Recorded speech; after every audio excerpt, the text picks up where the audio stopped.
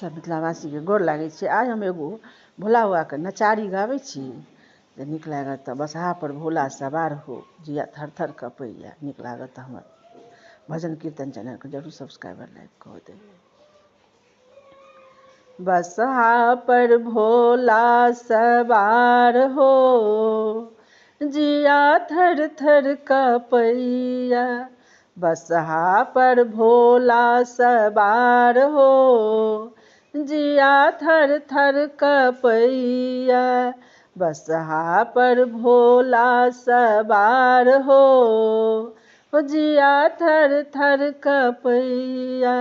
कथी के आला कथी के जाला, कथी के आला कथी के जाला, कथी के सोलहो सिंगार हो जिया थर थर कपैया।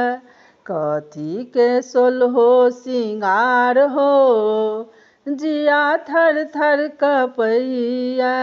साँपे के आला साँपे के माला, साँपे के आला साँपे के माला, साँपे के सोलहो सिंगार हो जिया थर थर कपैया।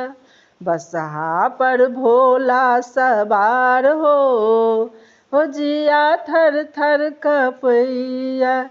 किलाए मैना मंदिर पैसली, किलाए मैना मंदिर पैसली, ठोकलनि वज्र के भार हो जिया थर थर कपैया। बसहा पर भोला सवार हो जिया थर थर कपैया।